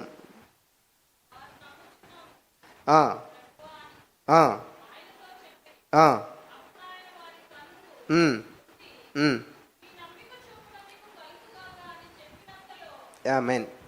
చాలా ఏమంటున్నాడు ఇక్కడ దేవుడు? మీ నమ్మిక చెప్పున మీకు కలుగును గాక. నిజంగా మీరు ఏమి నమ్మొచ్చారో నాకు తెలియదు, కానీ నేను నమ్మొచ్చాను, నేను పొందేసుకున్నాను. ఏమి నమ్మను? ఈ హాల్ ఫిల్ అవుతుంది. ఎక్కడ నమ్మను? ఇక్కడికి వచ్చా కాదు, ఇంటి దగ్గర నమ్మను. నేను పొందేసుకున్నాను నేను. మరి మీరేమి నమ్మొచ్చారో నాకు తెలియదు, కానీ ఖచ్చితంగా మీ నమ్మిక చెప్పిన మీకు జరుగును గాక. మీరు నమ్ముకున్నది మీరు పొందుకుందరు గాక. మీరు ఏదైతే ఆశించారో అది పొందుకుని వెళ్దురు గాక. మీరు ఏ నమ్మకంతో వచ్చారో ఆ నమ్మకాన్ని ఖచ్చితంగా దేవుడు స్థిరపరచును గాక. ఆమేన్, ఆమేన్, హల్లెలూయా. దేవుడు ఎప్పుడు నన్ను బట్టి యేసుప్రభువు వస్త్రం ముట్టితే స్వస్థత వచ్చింది ఆవిడికి, రక్తస్రావం కలిగిన స్త్రీకి. మరి దేవుడు ఏమంటున్నాడు అక్కడ? కుమారి, ఏం స్వస్థపరిచిందంట? నా వస్త్రపు చెంగిని స్వస్థపరిచింది అనాలి కదా. అదే కదా మరి స్వస్థపరిస్తా. మరి ఆవిడ స్వస్థపరిచి ఇంటికాడ నుండే స్వస్థపడాలి కదా ఆవిడ. ఏమా, వస్త్రపు చెంగు ముట్టక స్వస్థపడిందా, ముట్టక ముందు స్వస్థపడుతుందా? మరి యేసుప్రభువు అబద్ధం ఆడుతున్నాడా? యేసుప్రభువుని చాలామంది ముట్టారు, స్వస్థత పొందుకోలేదు. కానీ ఆమె విశ్వాసంతో ముట్టుకుంది కాబట్టి స్వస్థత పొందుకుంది. నమ్ముతున్నాను పొందుకున్నాను. ఏం నమ్ముతున్నావు, ఏం పొందుకుంటున్నావు? ఎప్పటికీ పొందుకోవట్లేదు. ఎందుకని? నమ్మకంతో పలకట్లేదు. వింటున్నారా? నమ్మకంతో పలకట్లేదు, నమ్మి పలకాలన్నమాట. కాబట్టి మన పరిస్థితులు ఎప్పటికీ ఇలాగే ఉండట కారణం ఏంటంటే విశ్వాసపు లెవెల్ అంట, విశ్వాస పరిమాణం చెప్పినట్ట. విశ్వాసం ఏముందంటండి? నీకు ఫ్లైట్ కావాలి, దేవుడికి ఇవ్వగలిగిన సామర్థ్యం ఉంది. కనీసం నీకు పార్కింగ్ ప్లేస్ ఉన్నదా? ఫ్లైట్ మెయింటైన్ కూడా తర్వాత వదిలేసేయండి. ఆ ఫ్లైట్ ఇస్తే దేవుడు నీకు పెట్టుకునే పార్కింగ్ ప్లేస్ ఉన్నదా? ఒక్క కాదు 100 ఫ్లైట్లు ఇవ్వగలుగుతాడు దేవుడు. ఆకాశాన్ని జాంత కూల్చాడు ఆయన. భూమిని శూన్యం వేలాడదీశాడంట ఆయన. అసలు ఎంత అద్భుతం! అటువంటి దేవుడికి నీ అప్పు ఒక సమస్య, అటువంటి దేవుడికి నీ భర్త ఒక సమస్య, అటువంటి దేవుడికి నీ జీవితంలో ఉన్న గడ్డు సమస్యలు ఆయనకు ఒక సమస్య అంటారా? మరి ఎందుకని నమ్మలేకపోతున్నాం? మనం పూర్తిగా నమ్మలేకపోతున్నాం దేవుణ్ణి. హల్లెలూయా, హల్లెలూయా. కాబట్టి ఇక్కడ మీ నమ్మిక చెప్పినా మీకు జరుగును గాక. అది మనం కూడా అప్లై చేసుకుందాం. ఈ రోజున మనం ఏదైతే నమ్మమో, ఏదైతే విశ్వసించామో అది ఖచ్చితంగా పొందుకుని వెళ్దాం గాక. ఆమేన్. మత్తయి సువార్తలోనే 15వ అధ్యాయం 28వ వచనం మనం చదివినట్లయితే అక్కడ ఒక అద్భుతమైనటువంటి సంఘటన మనం చూస్తూ ఉన్నాం. మత్తయి సువార్త 15:28వ వచనం. అందుకు యేసు, అమ్మా, నీ విశ్వాసము గొప్పది, నీవు కోరినట్టే. ఏంటంటే ఆవిడ విశ్వాసం చూసారా? ఎన్ని రకాల విశ్వాసాలు ఉన్నాయో. స్ట్రాంగ్ ఫెయిత్, గ్రేట్ ఫెయిత్, లో ఫెయిత్, చూసారా? అల్ప విశ్వాసం, గొప్ప విశ్వాసం, స్వల్ప విశ్వాసం, రకరకాల విశ్వాసాలు అనమాట. కాబట్టి ఈరోజున మన యొక్క విశ్వాస పరిమాణం ఎలాగున్నదో మనం పరీక్షించుకోవాలి. మీ విశ్వాస పరిమాణం ఇక్కడ ఎంత అద్భుతంగా చూడండి. అమ్మా, నీ విశ్వాసము గొప్పది. దేవునికి స్తోత్రం కలుగును గాక. నీ విశ్వాసము గొప్పది. ఈ మాట ఎంతమందితో చెప్తాడు దేవుడు అసలని? అమ్మ, ఇక్కడ ఉన్న వారితో ఎంతమంది దేవుడు ఈ మాట చెప్తాడు? నీ విశ్వాసం గొప్పది. ఏం చేశారు మీరు గొప్పగాను? ఏం జీవించారు దేవుని కోసం గొప్పగాను? ఆలోచించి ఎప్పుడన్నాను? నేను నమ్మని పెద్ద నమ్మను, కానీ పొందుకున్నావా? నువ్వు నమ్మావంటే దానికి నిదర్శనం ఏంటి? చాలామంది అంటారు అస్సలు ఇలా మూసుకుంటే అలా కనపడతారంట. ఎవరు? దేవుడు. కానీ అంతలా దేవుడు కనపడతారు, కానీ జీవితం మాత్రం ఇప్పుడు ఎట్లా ఉంటుంది అన్నమాట. నిజంగా నీకు దేవుడు కనిపిస్తే వేర్ ఈజ్ యువర్ ఫ్రూట్? ఏది నీ ఫలం? ఏది ఫలం తెలుస్తుంది కదా. ఫలం తెలియజేస్తుంది ఆ చెట్టు ఎలాంటిదో. కాబట్టి నువ్వు నిజంగా దేవుల్లో ఎంత అంటు కట్టబడి ఉన్నావో, ఎవడైనను నా యందు నిలిచిన ఎడల వాని యందు నా మాటలు నిలిచిన ఎడల వాడు బహుగా ఫలిస్తాడంట. మనం బహుగా ఫలిస్తున్నావా? ఆశీర్వదించబడటం గొప్పతనం కాదు, అనేక మందికి ఆశీర్వాదకరంగా ఉండాలి. వింటున్నారా? నువ్వు ఉద్యోగం పొందుకోవడం విచిత్రమైన విషయం ఏమి కాదు, అనేక మందికి ఉద్యోగాలు ఇవ్వాలి. అది అద్భుతమైన విషయం అనమాట. హల్లెలూయా. మరి అలా ఆలోచించారు ఎప్పుడన్నాను? చిన్న ఉద్యోగం వచ్చే చాలండి, చిన్న ఇది జరిగితే బాగుండండి, చిన్న కార్యం జరిగితే బాగుండండి, ఇదే చిన్న చిన్న చిన్న. పెద్దగా ఆలోచించాలి. Think big. ఏం చేయాలంటండి? గొప్పగా ఆలోచించడం నేర్చుకోండి. ఇక్కడ విశ్వాసం అనేటువంటిది చాలా ప్రాముఖ్యమైన విషయం. యేసుక్రీస్తు ప్రభువారి శిష్యులు ఒకసారి ఒక పని చెప్తే చేయలేదంటండి. చాలా కోపం వచ్చిందంట దేవుడికి. ఏమంటున్నాడు తెలుసా? వాళ్ళని ఎలా తిడుతున్నాడో చూద్దాం మనం. దేవుడు లూకాసు వార్త 9వ అధ్యాయం 41 చూసినట్లయితే, లూకాసు వార్త 9వ అధ్యాయం 41 మనం చదివినట్లయితే, అందుకు యేసు అసలు ఉంటారు ఎవరన్నా ఇక్కడ మాట అంటేనే? ఏమా ఈ మాటకి ఎన్ని పొరపాటునంటే ఎవరన్నా ఉంటారు ఇక్కడ? ఎవరంటున్నారు? రెడ్ లెటర్లో ఉంది ఇది. నన్ను రెడ్ లెటర్లో చూపించాను. అందుకు యేసు డైరెక్ట్గా ఉంది కదా. ఏమన్నాడు? విశ్వాసం లేని వాళ్ళు ఏమంటారు ఇప్పుడు? నేను అనలేదు, మరి మీరే అంటున్నారు కదా. దేవుడు చెప్పాడు అన్నమాట, విశ్వాసం లేని మూర్ఖతరం వారలారా, నేనెంతకాలం మీతో కూడా ఉండి మిమ్మల్ని సహించును. ఏదో ఒక సమస్యతోటి ఎవరో వచ్చారంట, వాళ్ళు ఎంత ప్రయత్నం చేసినా అవ్వలేదు. అప్పుడు దేవుడు కలుగు చేసి చేస్తామన్నాడంట. జాగ్రత్తగా వినండి, ఇది ఒక సందర్భం గుర్తుపెట్టుకోండి. ఎందుకని తిట్టాడు దేవుడు? వాళ్ళ దగ్గర ఏమి లేదంట, విశ్వాసం లేదంట. ఇంకొక సందర్భాన్ని చూద్దాం మనం. మార్కు సువార్త 4వ అధ్యాయం 40 చూసినట్లయితే, మార్కు సువార్త 4వ అధ్యాయం 40 మనం చూసినట్లయితే, 40 అప్పుడు ఆయన, మీరెందుకు భయపడుచున్నారు? మీరింకను నమ్మిక లేకయున్నారా? తెలుగులో నమ్మిక అని ఉన్నది, ఇంగ్లీష్లో ఫెయిత్ అని ఉన్నది. ఎప్పుడు అంటున్నాడు ఈ మాట? యేసుక్రీస్తు ప్రభువారి శిష్యులు సముద్రం మీద వెళ్తూ ఉన్నారు. వెళ్తున్నటువంటి సమయంలో సడన్గా గందరగోళం, తుఫాన్ వచ్చింది. ఆ ఓడ మునిగిపోతుందని చెప్పి సామాన్లన్నీ బయట ఆడేశారు. గందరగోళం అయిపోయింది. ఏం చేసినా కూడా అవ్వలేదు. అప్పుడు యేసుప్రభువారు కలగ చేసుకున్నారు, సముద్రం నిమ్మలించమన్నాడు. అంత అయిపోయింది. అంత అయిపోయిన తర్వాత మొట్టమొదటి దేవుడు వచ్చి శిష్యులతో పలికిన మాట ఏంటి తెలుసా?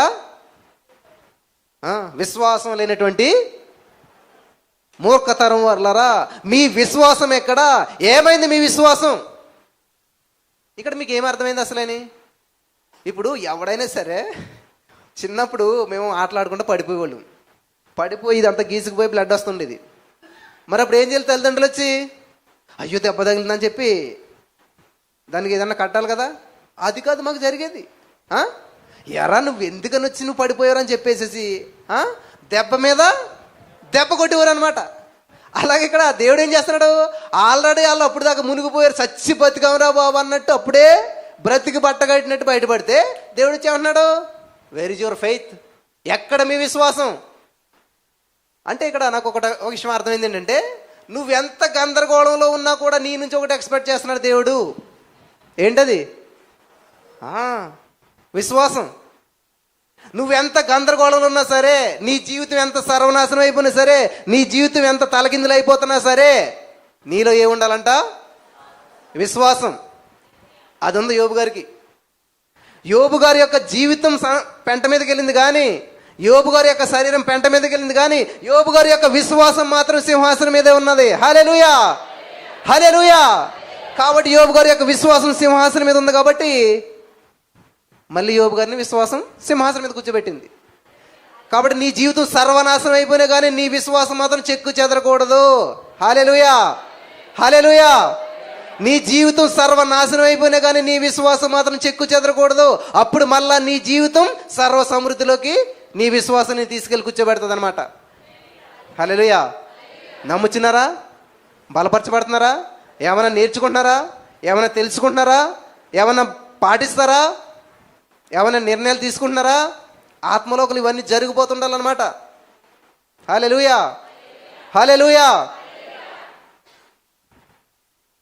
కాబట్టి నువ్వు ఎంత గందరగోళంలో ఉన్నా, ఎంత క్లిష్ట పరిస్థితిలో ఉన్నా, ఎటువంటి ప్రతికూల పరిస్థితులను జీవిస్తున్నా, నీ నుంచి ఒక ఎక్స్పెక్టేషన్ దేవుడికి ఉంటుందంట. ఏంటది? ప్రార్థన అండి కాదు, మరేంటంట? విశ్వాసం. విశ్వాసం లేకుండా ఆయనకి ఇష్టడైనట అసాధ్యం. నీతిమంతుడు విశ్వాస మూలంగా జీవిస్తాడు. ఎంత అద్భుతంగా ఉన్నాయండి. విశ్వాసం గలవాడు కలవరపడ్డు. యెషయా గ్రంథంలో ఉంటుంది, మీరు చదువుకున్న తర్వాత మాట. హల్లెలూయా. కాబట్టి ఇక్కడ మార్కు సువార్త 4:40 ప్రకారం దేవుడు ఏం కోరుతున్నాడంటే విశ్వాసాన్ని కోరుతూ ఉన్నాడు. నెక్స్ట్ మత్తయి సువార్త 14:31 మీరు చదువుకోండి, సమయం అవుతుంది కాబట్టి. అక్కడ యేసుక్రీస్తు ప్రభువు వారు నీటి మీద నడుచుకుంటూ వస్తుంటే 12 మంది శిష్యులను చూశారు. అందులో పేతురు గారు ఏమన్నాడు తెలుసా? ప్రభు నీవే అయితే నేను కూడా నీలాగా నడవడానికి అవకాశం ఇచ్చాడా లేదా? దేవుడు ఆశపడే ప్రాణాన్ని తృప్తిపరుస్తాడు. 7వ తరగతిలో రాసుకున్నాను నేను. ఎలాగా? కట్నం తీసుకోకూడదు. మన సాంప్రదాయం ఎలా ఉంటుందో తెలుసా? పెళ్ళైన వెంటనే కన్సీవ్ అయింది అనుకోండి, వెంటనే ఎక్కడికి పంపేస్తారు? అమ్మగారింటికి. ఇంకా వాళ్ళ పాపం వాళ్ళు ఉన్నా తిన్నా లేకపోయినా వాళ్ళ పరిస్థితి ఎలా ఉన్నా సరే మళ్ళీ డెలివరీ అయ్యి పిల్లడు పుట్టాక మామూలుగా పంపకూడదు. మళ్ళీని సారంట. ఏంటి? కూర్చోటకు పీట, కూర్చోటకు కుర్చీ, నడిపోటకు బండి, బట్టలు ఎట్టుకోటకు బీరువా, ఏ టు జెడ్ అన్నీ అలిస్తే అది లైఫ్. నాకు ఇది నచ్చలేదన్నమాట. ఇది కరెక్ట్ కాదు. ఏదో నాకు ఎలాగనిపించిందంటే అడుక్కునేవాడికి భిక్ష వేసినట్టు అనిపించింది అనమాట. మీరు తీసుకుంటే నాకు అనవసరం, కానీ నేను తీసుకోలేదు కాబట్టి నేను ధైర్యంగా చెప్తున్నాను, దేవుని బలిపేట మీద చెప్తున్నాను. ₹1 కట్నం తీసుకోలేదు నేను. 7వ తరగతిలో ఏదైతే రాసుకున్నానో అది నా జీవితంలో దేవుడు నెరవేర్చాడు. హల్లెలూయా, హల్లెలూయా. నా 2 పిల్లలకు కూడా నేనే దగ్గరుండి చూసుకున్నాను తప్ప మా అత్తోరింటికి పంపించేసి మీరు చూసుకోండి. కావాలంటే వాళ్ళ అమ్మనే ఇక్కడ రప్పించాను, ఇక్కడే ఉండమన్నాను. వాళ్ళు కూడా నేనేమి ఇబ్బంది పెట్టలేదు, అన్నీ నేనే చూసుకున్నాను. ఇవి నేను ఎందుకు చెప్తున్నానంటే ఎలా జరిగినాయి అన్నీ మీరు నమ్మరు. కరోనా 2020లో నా కూతురు పుట్టింది, సెల్వి క్యారలిన్. క్యారలిన్ అంటే తెలుసు కదా, క్యారల్స్ పాడతాం మన క్రిస్మస్లోను. అదేమో కరోనా అయితే నేను క్యారలిన్ పెట్టాను పేరు. ఏంటండి, సంతోషంగా పాటలు పాడుకోవటం అనమాట ఆ టైం అది. అందరూనేమో విచారంతో ఏడుపు రోదన, నేనేమో అందరూ మాస్కులు వేసుకుని శానిటైజర్లు కొట్టుకుని అస్సలు ఎవ్వరు ముట్టుకోకుండా ఇలాగ దూరంగా వెళ్తా ఉన్నారనమాట. అటువంటి పరిస్థితుల్లో నేను, నా పెద్ద కూతురు, నా భార్యలో హాస్పిటల్కి, అంతే, ఎవరు లేరు. వింటున్నారా? ఈ విషయాలు నేను ఎందుకు చెప్తున్నానంటే ప్రియులరా, డాక్టర్లు అన్నారు బ్లడ్ ప్యాకెట్లు కావాలి, బ్లడ్ లేదు అసలేని. నేను అన్నాను మీరు చేయండి ఆపరేషన్ అన్నాను. ఏం అవసరం లేదు మీరు చేయండి అన్నాను. మేము డాక్టర్లమా, మాకు తెలుసా మీకు తెలుసా అన్నారు. మీరు డాక్టర్లు, మీరు వైద్యులు. పరమ వైద్యుడు ఒక ఆయన ఉన్నాడు, ఆయన అన్ని సప్లై చేస్తాడు. హల్లెలూయా. దీన్ని ఏమంటారు? మొండి విశ్వాసం అంటారా, బండ విశ్వాసం అంటారా, ఏదో పేరు పెట్టుకోండి. ఏదైతే ఏంటి కార్యం జరిగిందనమాట. నిజంగా ఎంత చుక్క బ్లడ్ అవసరం పడలేదు. నా బిడ్డ ఆరోగ్యంగా ఉందిగా, 3 కేజీలు తక్కువ లేదు ఎక్కువ లేదు, 3.00 అనమాట, హెల్దీ బేబీ. ఇంతవరకు నిన్న హాస్పిటల్కి వెళ్తామంటే ఆ డాక్టర్ గారు నాకు తెలిసిన ఆయన, ఏం కన్సల్టేషన్ లేదు, ఫీజు లేదు, ఏమీ లేదు. చూశాడు, ఇది రాసుకోండి అని చెప్పి ఆయన ట్యాబ్లెట్లు ఇచ్చి పంపేశాడు అనమాట. సో అది హాస్పిటల్ లెక్కే రాదనుకుంటాను నేను, అంతే, ఎందుకంటే నా ఫ్రెండ్ లెక్క కాబట్టి. సో ఫస్ట్ టైం నిన్న నా కూతురికి ఫీవర్ వచ్చి హాస్పిటల్కి వెళ్తాం. ఇప్పుడు 5th ఇయర్ నా కూతురికి. 5 సంవత్సరాల్లో హాస్పిటల్కి వెళ్ళిన పిల్లలు ఎవరైనా ఉంటారండి అసలేని? కరోనా వైరస్లో పుట్టి అంత భయంకరమైన టైంలో వ్యాక్సిన్ లేని తగ్గి ఎంత లైన్లు ఉండి ఇన్ని చేసినా కూడా విశ్వాసం కలిగినటువంటి వారిని ఏది కూడా తాకలేదనమాట. గాఢాంధకారపు లోయలో నేను సంచరించిన ఏ తెగులు నా గుడారమే కాదు, నా ఇంటినే కాదు, నా బంధువులనే కాదు, నాతో కనెక్ట్ అయిన వారిని ఎవరిని కూడా అది తాకలేదు, సమీపించలేదు. హల్లెలూయా, హల్లెలూయా. మనం ఎవరమండి? వీరులం. ఎటువంటి వీరులము? విశ్వాస వీరులం. హల్లెలూయా. విశ్వాసం కలిగిన వాడు నేను అస్సలు కలవరపడలేదు. అటువంటి చిన్న బిడ్డల ఇంట్లోకి ఎంత జాగ్రత్తగా రావాలి అస్సలు మీరు నమ్మరు. మాకు ఎవరికి కరోనా వైరస్ అసలు ఛాయలు కూడా రాలేదు. కరోనా వైరస్ ఉన్న పేషెంట్స్కి నేను ట్రీట్ చేసేవాడిని వెళ్ళి. నేను ఫిట్నెస్ ట్రైనర్ కాబట్టి వాళ్ళకి ట్రైనింగ్ చేసేవాడిని. ఎంతమంది మధ్యలో ఆ గాఢాంధకారపు లోయల్లో, ఆ కరోనా వైరస్ లోయల్లో నేను నడుచుకుంటూ వెళ్ళాను, కానీ ఏది కూడా నన్ను ఎంత మాత్రం కూడా హాని చేయలేదు. దేవుని వాక్యం నమ్మటం కాదు, దేవుని వాక్యాన్ని పట్టుకుని జీవించాలన్నమాట, జీవించి చూపించాలన్నమాట. అప్పుడే అనేక మంది ఇలాగ ప్రభావితం అవుతారు. దేవుని వాక్యంలో జీవం ఉంది అంటే ఎలాగ నువ్వు జీవించి చూపించాలి, అప్పుడు జీవం ఉందని గ్రహిస్తారు ప్రజలంతా కూడా. జీవం ఉంది జీవం ఉందని చెప్తే, ఇప్పుడు ఈ మైక్లో జీవం ఉందంటే ఎవరైనా నమ్ముతారా? నిజంగా ఈ మైక్ ఇలా గాలి ఎగిరితా ఇందులో మాటలు వస్తూ ఉంటే ఓ జీవం ఉంది అనుకుంటారు.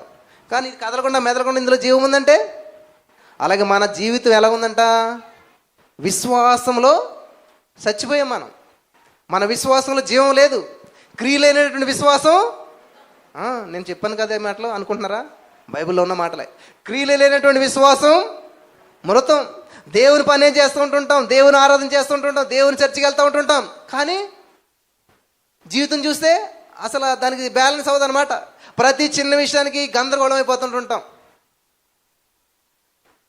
నాకు ఎవరో ఫోన్ చేశారు, బ్రదర్ హెల్ప్ చేస్తారా అన్నారు. ఎందుకనమ్మా అన్నాను. అదే పరిస్థితి బాగోలేదు అన్నారు. ఎందుకని బాగోలేదు అన్నాను. అదే మీరు దైవ సేవకులు కదా, మిమ్మల్ని దేవుడు ఉన్నతమైన స్థితిలో పెడతాడు, మిమ్మల్ని ఇచ్చే స్థితిలో పెడతారు. ఎస్, ఆల్వేస్ కరెక్ట్, ఖచ్చితంగా. నన్ను ఇచ్చే స్థితిలో పెట్టింది ఎవరంటండి? యేసయ్య. నువ్వెవరు మరి అన్నాను. దేవుడు నమ్ముకున్నావా? నమ్ముకున్నాను.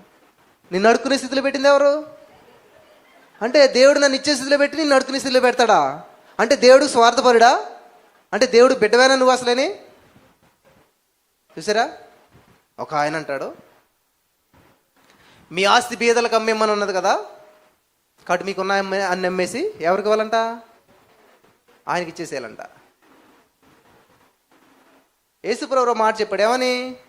నేను బీదలకు ఏంటండి చెప్పలే, సువార్త ప్రకటించవలసిన బాధ్యత భారం ఉందని చెప్పి అంటున్నాడు యేసుప్రభువు. మరి బీదలకు భూములు పంచి పెడతాను, బీదలకు డబ్బులు ఇస్తానని చెప్పలేదు కదా యేసుప్రభువు.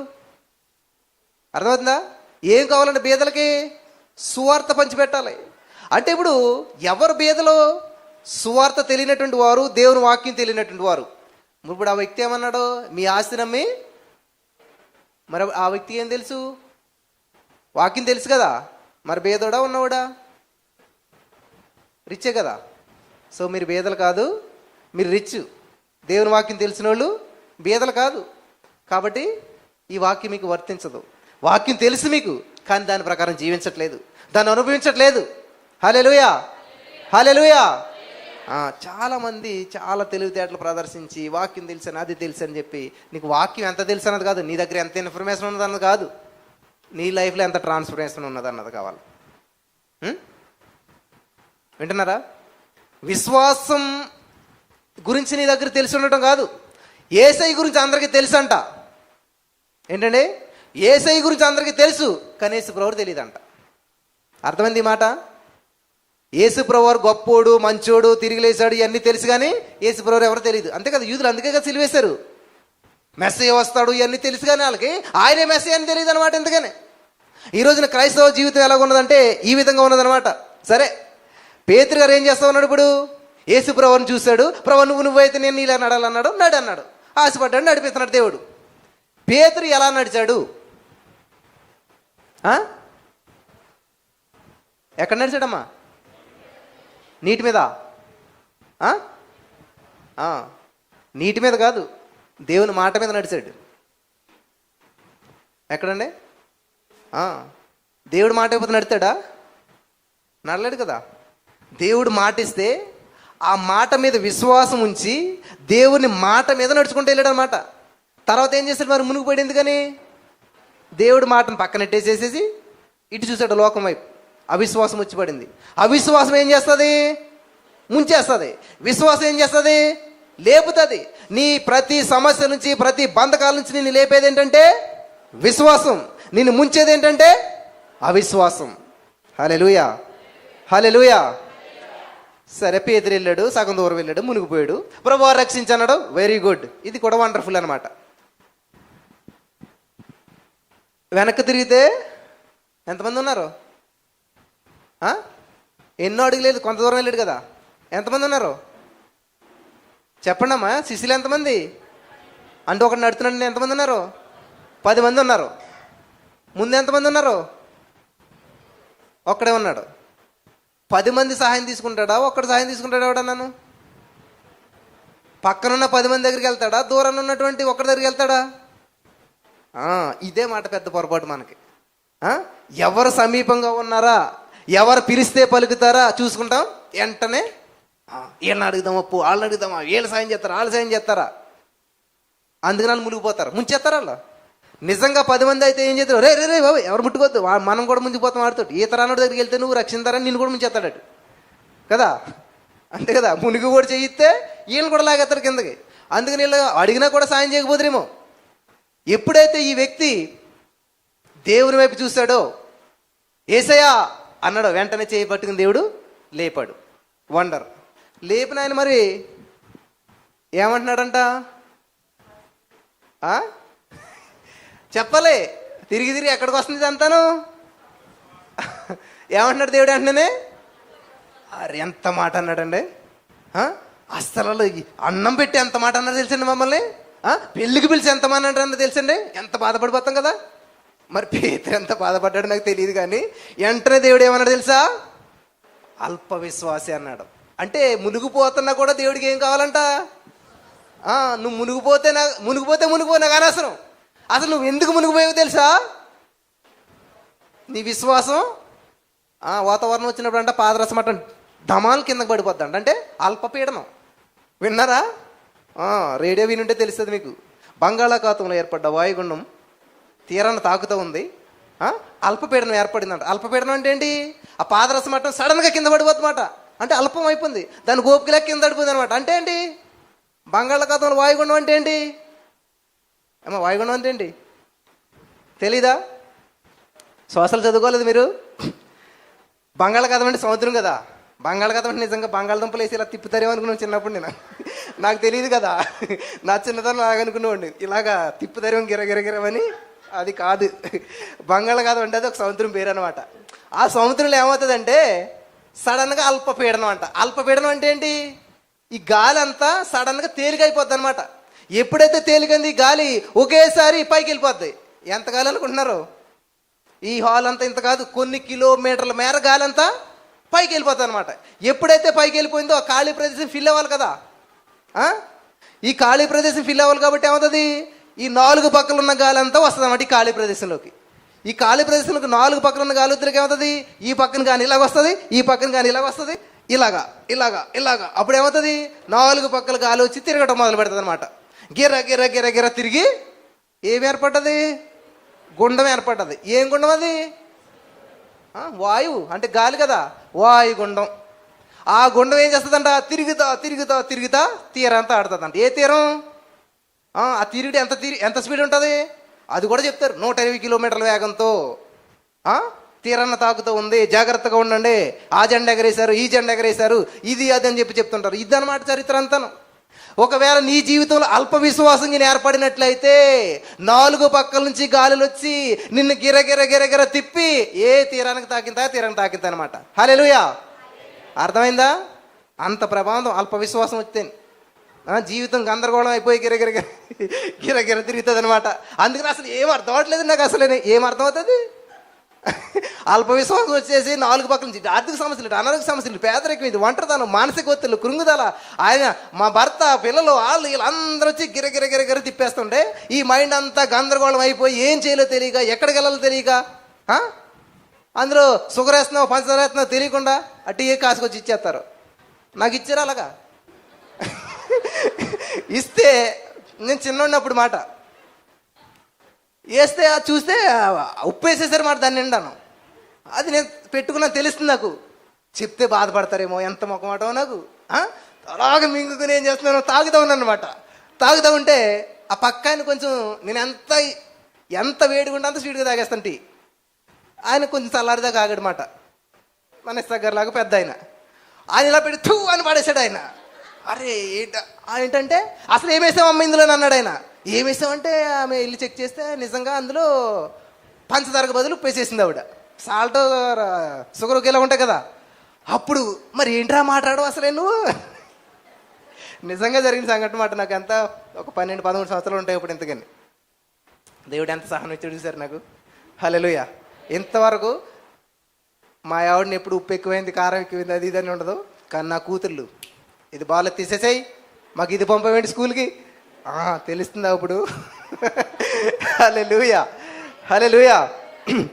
సో కాబట్టి ఇక్కడ మన జీవితం గందరగోళం ఎందుకు అవుతుందంట? అల్ప విశ్వాసం వచ్చినట్లయితే అనేకమైన సంగతులు వచ్చి మనల్ని ఏలుబడి చేసేస్తాయి. పేతురు మునిగిపోతుంటే దేవుడు వచ్చి ఏమంటున్నాడటండి? అల్ప విశ్వాసి. ఎంత పెద్ద బిరుదిచ్చాడండి అసలని. కానీ ఇంకొక విషయాన్ని మీకు ముందుకు చూపిస్తాను నేను. లూకాసు వార్త 7వ అధ్యాయం 9వ వచనం. తొందరగా చదవాలి. హల్లెలూయా. లూకాసు వార్త. యేసు ఈ మాటలు విని చెప్పాలమ్మా.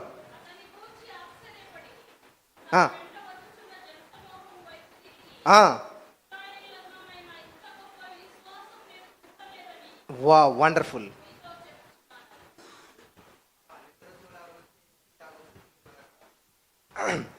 చూడండి, ఇక్కడ యేసుక్రీస్తు ప్రభు వారినంట ఒక వ్యక్తి ఆశ్చర్యపరిచేయడంట. అసలు దేవుడిని ఆశ్చర్యపరచడం ఏంటి అసలేని గమనించాలి. ఇక్కడ చాలా ప్రాముఖ్యమైన విషయం చూడాలమ్మా. దేవునికి ఆశ్చర్యం కలిగించేటువంటిది ఒక విషయం ఉన్నదంట. ఏంటది? విశ్వాసం. వింటున్నారా? దేవునికి ఆశ్చర్యం కలిగించేటువంటి విషయం ఏంటంట? విశ్వాసం. చూడండి, ఇక్కడ లూకాసు వార్త 7వ అధ్యాయము 9వ వచనం చదివినట్లయితే అక్కడ చాలా అద్భుతమైనటువంటి మాటను పరిశుద్ధాత్మ దేవుడు మనకు తెలియజేస్తూ యేసుప్రభువు మాట్లాడుతున్న మాట. యేసు ఈ మాటలు విని అతని గూర్చి ఆశ్చర్యపడి తన వెంట వచ్చుచున్న జనసమూహం వైపు తిరిగి, ఇజ్రాయేలీలోనైనను ఇంత గొప్ప విశ్వాసం నేను చూడలేదని మీతో చెప్పుచున్నాను నేను. హల్లెలూయా, హల్లెలూయా, హల్లెలూయా. ఇంత గొప్ప విశ్వాసాన్ని నేను ఎక్కడ చూడలేదంట. దేవుడిని ఆశ్చర్యం కలిగించేది విశ్వాసమే, దేవుడికి ఆశ్చర్యం కలిగించేది అవిశ్వాసమే. అది కూడా చూపిస్తాను నేను. మార్కు సువార్త 6వ అధ్యాయం 5వ వచనంలో చూసినట్లయితే, మార్కు సువార్త 6వ అధ్యాయం 5వ వచనం చూసినట్లయితే అక్కడ దేవుని వాక్యం సెలవిస్తుందంటే, అందువలన కొద్దిమంది రోగుల మీద చేతులుంచి వారిని స్వస్థపరచడం తప్ప మరి ఏ అద్భుతములను ఆయన అక్కడ చేయజాలకపోయాను. ఆయన వారి అవిశ్వాసమును ఏంటంటే చూసారా, దేవుడిని ఆశ్చర్యపరిచేది విశ్వాసము, అవిశ్వాసం. కాబట్టి ఏ విధంగా నువ్వు ఆశ్చర్యపరుస్తున్నావు అన్నది ఇక్కడ చాలా ఇంపార్టెంట్. నీ యొక్క విశ్వాసం దేవుని ఆశ్చర్యపరుస్తుందా, అవిశ్వాసం దేవుని ఆశ్చర్యపరుస్తుందా? నేను ముగిస్తున్నాను, చాలా జాగ్రత్తగా ఉండాలి. ఈరోజు చాలా అద్భుతమైన విషయం. ఈ యొక్క విషయాన్ని మీరు తెలుసుకుని వెళ్ళినట్లయితే, విశ్వాసం అనేటువంటిది నిరీక్షించబడి వాడి యొక్క నిజ స్వరూపము. విశ్వాసం అంటే ఏంటంటే లేనిది ఉన్నట్టుగాను, మృతులను అక్కడ సజీవులను మృతులుగాను అని లేదు. అక్కడ మీరు చదివారు లేదో, ఏమన్నాడు దేవుడు? లేనిది ఉన్నట్టు అన్నాడు, తర్వాత ఉన్నది లేనట్టు అంటలేదు. మళ్ళీ లేనిది ఉన్నట్టుగాను, మృతులను అంత మంచి పలికాడు దేవుడు. చూసారా, లేనిది ఉన్నట్టు. నీకేమి లేదు, డబ్బు లేదు, ఉద్యోగం లేదు, పిల్లలు లేరు. కాబట్టి ఏదైతే లేదో అది ఉన్నట్టు పలకాలి. ఆరోగ్యం లేదు, ఉన్నట్టు పలకాలి. హల్లెలూయా, హల్లెలూయా. నెక్స్ట్, మృతులను సజీవులుగాను.